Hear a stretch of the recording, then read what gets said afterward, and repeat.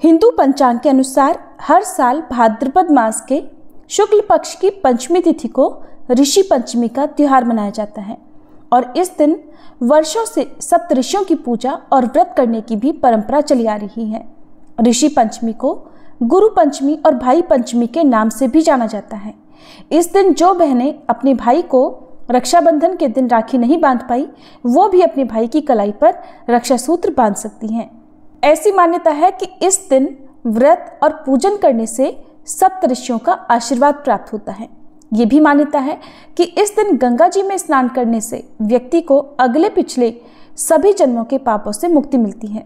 और महिलाओं के लिए तो ये व्रत सबसे महत्वपूर्ण माना जाता है, क्योंकि कभी व्रत के दौरान मासिक धर्म होने से पूजन सामग्री को स्पर्श करने या मासिक धर्म से पूजा पाठ आदि सामग्रियों के किसी भी तरह से या व्रत के किसी भी दोष से बचने के लिए ऋषि पंचमी का व्रत किया जाता है। जैसे अगर कोई महिला मासिक धर्म के दौरान किसी पूजा आदि में शामिल हो जाती हैं तो उन्हें कई दोषों का सामना करना पड़ता है और जब तक उन दोषों की मुक्ति नहीं हो जाती तब तक उन्हें इस जन्म में या अगले जन्म में उसका पाप भोग नहीं होता है। ऐसे में पूरे साल भर में केवल ऋषि पंचमी का ही एकमात्र व्रत ऐसा है जिस दिन व्रत करके महिला या कन्या हर तरह के दोषों से छुटकारा पा सकती हैं। आज के इस वीडियो में आप ऋषि पंचमी की संपूर्ण पूजा विधि के बारे में जानेंगे, साथ ही जानेंगे कुछ जरूरी नियमों के बारे में, जैसे इस दिन क्या करना चाहिए, क्या नहीं करना चाहिए। यदि किसी महिला को व्रत वाले दिन भी पीरियड्स हो जाएं तो फिर ऐसे में ऋषि पंचमी का व्रत आप कैसे कर सकती हैं, या इस व्रत से जुड़ी हुई जो भी जानकारी है वो आपको मिलेगी। अगर आप इस बार ऋषि पंचमी के शुभ मुहूर्त के बारे में जानना चाहते हो तो इसकी अलग से वीडियो हमारे चैनल पर पहले से अपलोडेड है, आप उस वीडियो को जरूर देख लीजिएगा। ऋषि पंचमी का व्रत कोई भी रख सकता है। मान्यता ये है कि जाने अनजाने में हम सभी से कोई ना कोई पाप हो ही जाता है। जैसे कहीं पर अनजाने में पाँव पड़ने पर सूक्ष्म जीवों की हत्या, किसी को भला बुरा कहने से वाणी का पाप लगता है, किसी को ठेस पहुंचाने से मानसी पाप लगता है।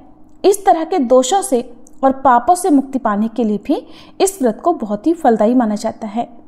ऋषि पंचमी व्रत के दिन सुबह जल्दी उठकर स्नान आदि से निवृत्त हो जाएं। यदि आपके पास सप्तऋषि की तस्वीर या प्रतिमा नहीं है तो आप शुद्ध मिट्टी से या गाय के गोबर से भी सप्तऋषियों और माता अरुंधति की प्रतीकात्मक प्रतिमाएं बनाकर उनका भी पूजन कर सकते हैं। सबसे पहले घर और मंदिर की अच्छे से सफाई करें।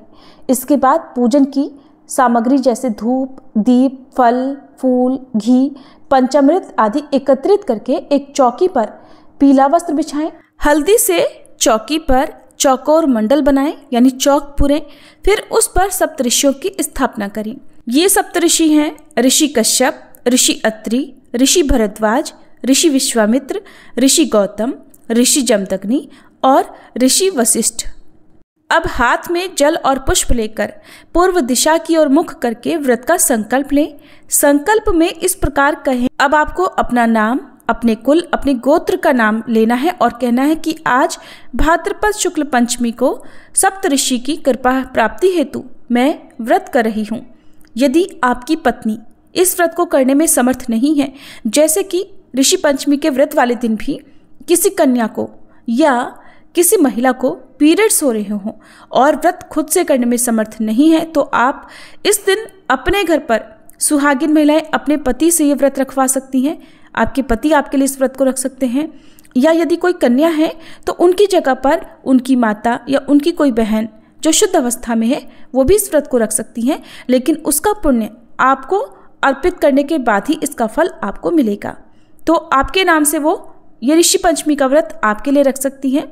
जब आपको इस प्रकार से कहना होगा कि आज मैं ऋषि पंचमी का व्रत रखकर इसका समस्त पुण्य आपकी बहन, आपकी बेटी या आपकी पत्नी को अर्पित करना चाहती हूँ। हे सप्तऋषियों, मेरी इस पूजा, मेरे इस व्रत को स्वीकार कीजिएगा। अब संकल्पित जल को भूमि पर छोड़ दीजिए। इस दिन सप्तऋषियों के साथ माता अरुंधति का पूजन भी अवश्य करें। माता अरुंधति महर्षि वशिष्ठ जी की पत्नी हैं।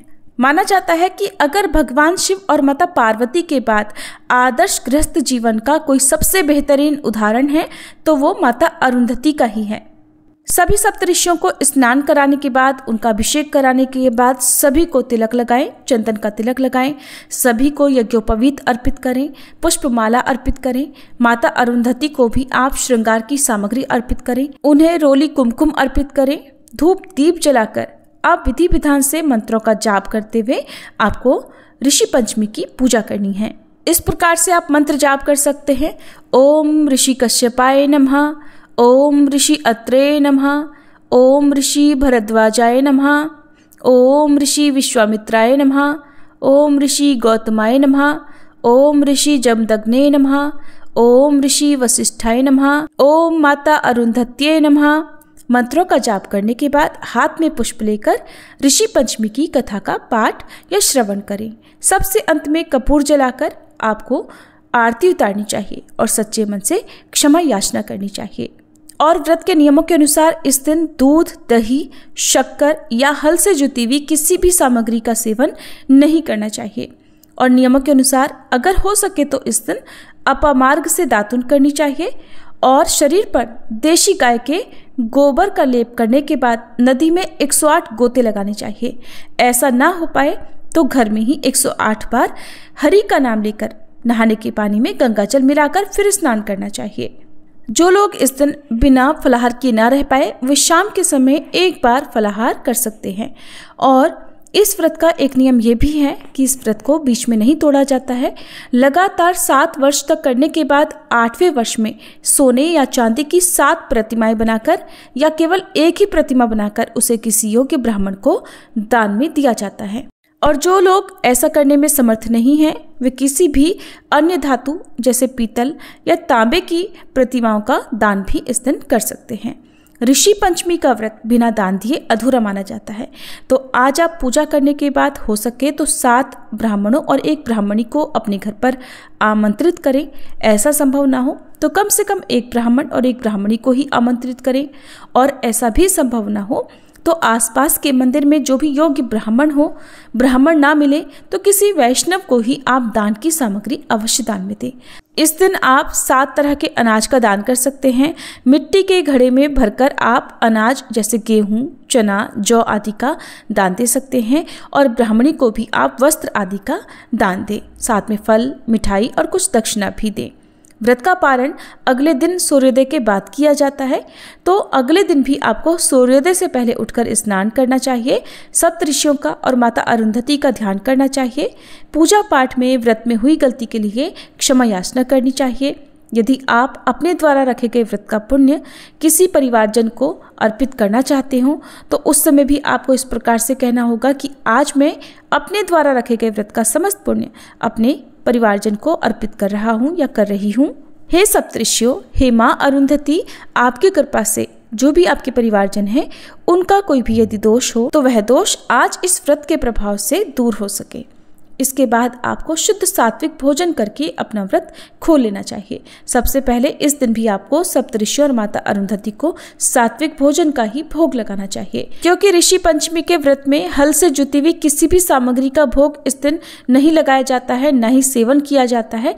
तो व्रत पालन के समय भी ये गलती आप ना करें। भूल कर भी इस दिन अपने घर पर आए हुए किसी भी आगंतुक को, किसी भी याचक को खाली हाथ ना लौटने दें। ये थी आज की वीडियो।